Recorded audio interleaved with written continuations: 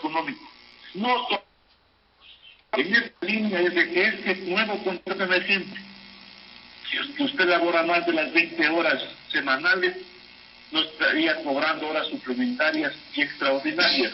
Igualmente el tema del contrato ordinario de las 40 horas. Y entonces es evidente que el 15 de mayo se dio el pacto más perverso, más criminal para los trabajadores de nuestro país.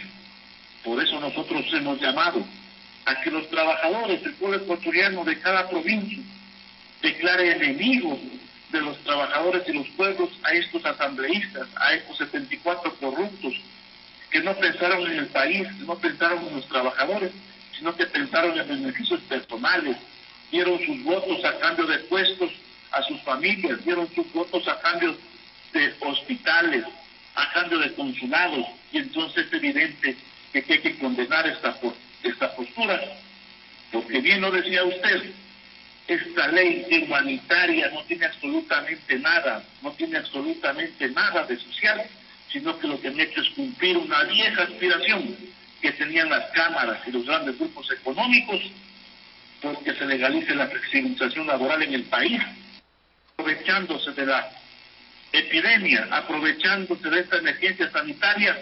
El gobierno, al servicio de la política neoliberal, les está cumpliendo una vieja aspiración a los empresarios. Sí, queríamos allí que usted nos aclare, justamente en ese proceso de diálogo con la Asamblea Nacional, ¿intervinieron los trabajadores o fue un sector de los trabajadores que intervino?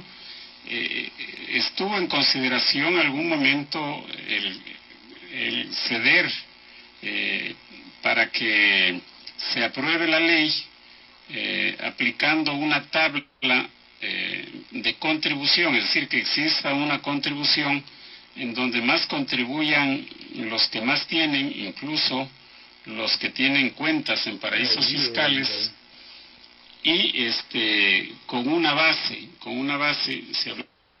En esta línea es de que este nuevo contrato emergente, si usted labora más de las 20 horas semanales, no estaría cobrando horas suplementarias y extraordinarias. Igualmente el tema del contrato ordinario de las 40 horas.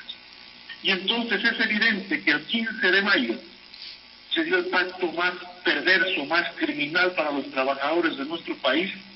Por eso nosotros hemos llamado a que los trabajadores del pueblo ecuatoriano de cada provincia declare enemigos de los trabajadores y los pueblos a estos asambleístas, a estos 74 corruptos que no pensaron en el país, no pensaron en los trabajadores, sino que pensaron en beneficios personales, dieron sus votos a cambio de puestos a sus familias, dieron sus votos a cambio de hospitales, a cambio de consulados, y entonces es evidente que hay que condenar esta postura, porque bien lo decía usted, esta ley humanitaria no tiene absolutamente nada de social, sino que lo que han hecho es cumplir una vieja aspiración que tenían las cámaras y los grandes grupos económicos, porque se legalice la flexibilización laboral en el país, aprovechándose de la epidemia, aprovechándose de esta emergencia sanitaria. El gobierno, al servicio de la política neoliberal, les está cumpliendo una vieja aspiración a los empresarios. Sí, queríamos allí que usted nos aclare, justamente en ese proceso de diálogo con la Asamblea Nacional, ¿intervinieron los trabajadores o fue un sector de los trabajadores que intervino? ¿Estuvo en consideración algún momento el ceder para que se apruebe la ley aplicando una tabla de contribución, es decir, que exista una contribución en donde más contribuyan los que más tienen, incluso los que tienen cuentas en paraísos fiscales, y con una base se hablaba, bueno, en primer lugar de $750, luego hasta $2.500, pero bueno, el último día eso no cuajó, parece, y finalmente se aprobó solamente la parte de la flexibilización laboral en la práctica. Pero sí quisiera que nos aclare usted como dirigente de los trabajadores, si hubo ese diálogo, en qué términos se dio ese diálogo y finalmente qué pasó, por qué se aprobó en esos términos. El Frente Unitario, los trabajadores presentamos una propuesta a la ley económico-monetaria a través de la Comisión de Desarrollo Económico. Y dijimos que de lo poco que tenemos los trabajadores, íbamos a demostrar nuevamente ser solidarios. Y planteamos una propuesta. Y dijimos de que no era correcto que el trabajador que tenga ingresos por debajo del costo de la canasta básica familiar aporte. Y planteamos una propuesta que sea a partir del costo de la canasta básica familiar. Demostrando una vez más la solidaridad del trabajador, del ser humano. Lo hicimos en el 2016, pero ustedes conocen a dónde fue a parar esos recursos. Hoy lo demostramos nuevamente, no solo queriendo contribuir, sino que también estando en primera línea, porque los trabajadores de la salud, los médicos, las enfermeras, están contribuyendo en esta emergencia, los petroleros, los trabajadores del agro, de la palma, los trabajadores de la agricultura que están produciendo en esta emergencia, en esta epidemia, productos de primera necesidad para que pueda subsistir el pueblo ecuatoriano. Es la contribución a la solidaridad de los trabajadores. Y en esa línea planteamos una propuesta de contribuir un porcentaje a los trabajadores, porque siempre hemos sido solidarios. Nuestro principal principio de la clase obrera es que somos solidarios. Y en esa línea planteamos también que deben aportar de una manera progresiva los bancos, los grupos económicos. La banca tuvo 600 millones de utilidades en el 2019, más de 500 millones de los grupos económicos, 30 empresas, 2.700 millones de dólares, y planteamos una tabla que quien ha tenido utilidades de 1 millón a 5 aporte con el 5%, de 5 a 10 con el 10%, de 10 a 15 con el 15%.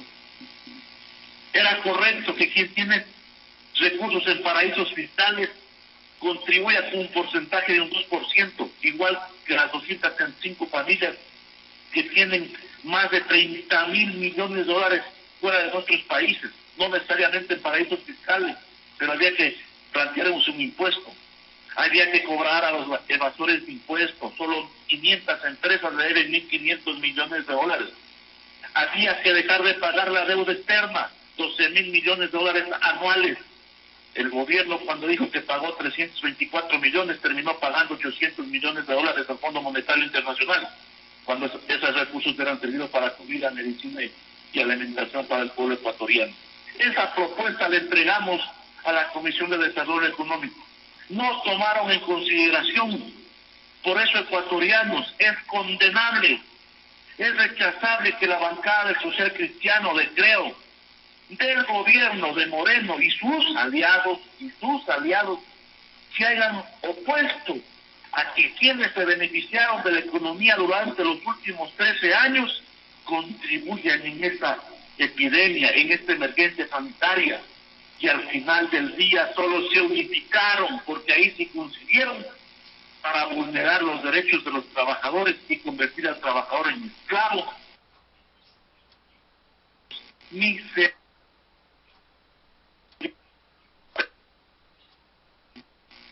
mantener el empleo. Quiero garantizar quienes están en primera línea, enfermeros, trabajadores de salud. En estas últimas horas han despedido a más de 4.000 trabajadores de los centros de salud a nivel nacional. Ayer eran héroes, son despedidos. El gobierno de la mentira, el gobierno de la miseria, junto a asambleístas que se prestaron para aprobar el pacto más criminal, como ya lo he dicho, el 15 de mayo del 2020. José, otro requerimiento para que la ciudadanía conozca la posición de ustedes frente a los decretos ejecutivos en donde se eliminan algunas empresas del Estado ecuatoriano, algunas que quieren integrarlas a algunos ministerios, otras empresas como TAME, Ferrocarriles, Correos del Ecuador. que prácticamente se quieren vender. ¿Qué posición tienen ustedes, señor Villavicencio, al respecto? Sí, antes de referirme a las nuevas medidas económicas, el pueblo ecuatoriano también debe conocer que el 16 de mayo se aprobó la famosa Ley Orgánica de Finanzas Públicas. Ah, sí, por supuesto, en la otra parte. Ahí lo convierten al Instituto de Seguridad Social como parte de las entidades del sector público. Ahí en esa ley establece la posibilidad que el gobierno se coja los recursos de los afiliados, jubilados y pensionistas del IES y del DIES y de los otros actividades que tiene nuestro patrimonio. Entonces han violado la autonomía del Instituto de Seguridad Social. Y ahí hemos presentado el día de ayer al presidente Moreno un documento pidiendo que vete y archive esta ley. Y el presidente Moreno tendrá en sus manos dos caminos: escuchar a los trabajadores y a los pueblos y vetar esas leyes referentes al tema de leyes y referente al tema laboral, o seguir de rodillas acondicionados a los grupos de poder y mandar al registro oficial esta ley. Inmediatamente nosotros demandaremos ante la Corte. Pero es evidente que el presidente Moreno, no solo conforme con haber aprobado la ley de la esclavitud, el 19 de mayo da a conocer nuevas medidas económicas, una nueva puñalada a los trabajadores y los pueblos, un paquetazo neoliberal. Cerrar 7 empresas en los actuales momentos significa que están de a poco liquidando al Estado. Pretender vender en las condiciones actuales significa que quieren vender a precio de gallina enferma. Significa que hoy el gobierno debería entender que por lo menos hay que proteger el empleo de quien lo tiene para no afectar a más economía. Cierran 7 empresas, más de 4,000 trabajadores desvinculados. 4,000 más que tienen contrato ocasional se sumarían a los 160,000 trabajadores despedidos en nuestros 2 meses de pandemia. Eso agrava la recesión y no se activa la economía en el país. Por otro lado, ecuatorianos,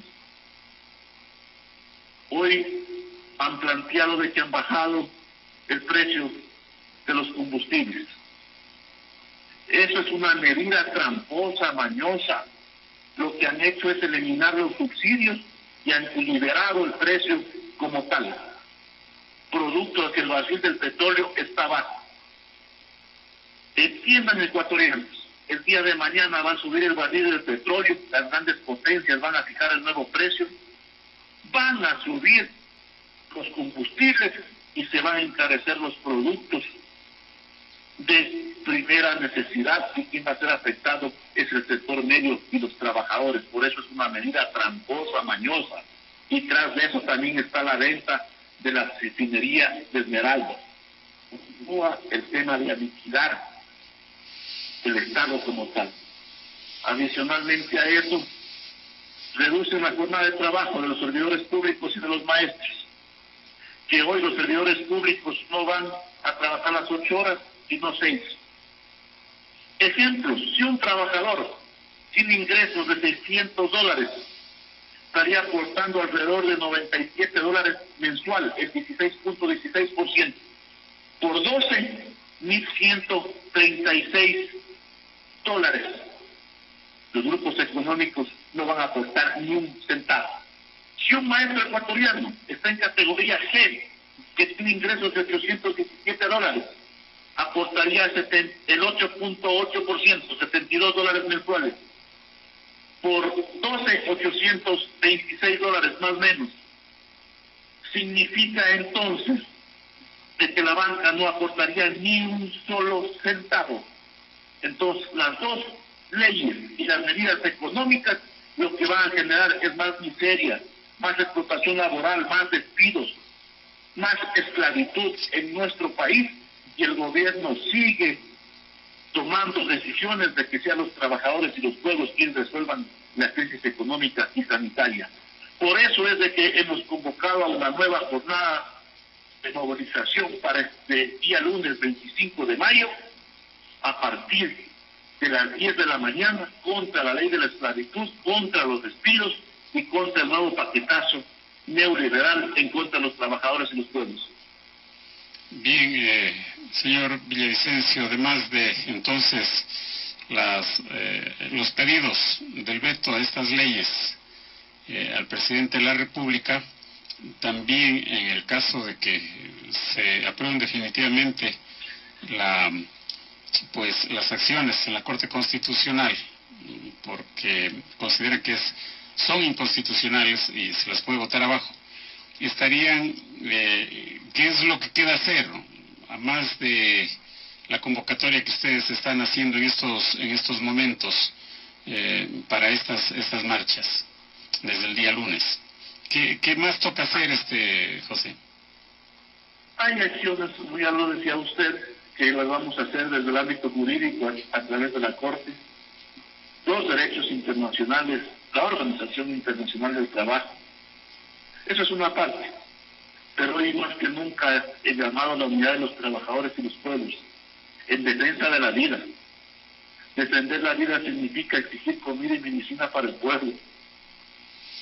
El señor Roldán ha dicho el día de ayer de que si nosotros salimos a las movilizaciones y contagiamos al pueblo ecuatoriano, debemos responder a la justicia. Y nosotros hemos respondido claramente. ¿Quién debe responder a la justicia? Es el señor Roldán y su gobierno, por los actos de corrupción en la policía, en los militares, en los hospitales alimentarios, en las compras de medicina, en la compra de las fundas para los cadáveres. Ellos deben responder a la justicia. Deben responder a la justicia por haber destrozado el sistema de salud, por haber mandado a los trabajadores a la guerra sin armas, sin los implementos necesarios para salvar a cientos y vidas ecuatorianos. Deben responder ellos a la justicia por no haber transparentado los contagiados y los fallecidos por el coronavirus. Y el señor Roldán, si tuviera un poquito de ética, debería renunciar, en vista que su padre es embajador en España. Eso también es corrupción y deben responder a la justicia. Eso también es nepotismo y la ley del sector público lo prohíbe. Entonces, el que debe responder a la justicia es el gobierno y son sus ministros, y es el señor Roldán. Los trabajadores y los pueblos seguiremos luchando desde las calles para botar abajo las políticas neoliberales. Seguiremos desde las calles defendiendo los derechos de los trabajadores y los pueblos, pero también es evidente que desde las calles seguiremos construyendo una alternativa, una propuesta distinta, diferente para el 2021, con la participación de los trabajadores, de los sectores sociales y los movimientos de izquierda. Creemos en nuestro país, si es posible sacarlo adelante, hemos dicho claramente, pero pensando en los 16 millones de ecuatorianos, no únicamente en los sectores de la banca y de los grupos económicos y de los empresarios que está actuando este gobierno con la política del Fondo Monetario Internacional.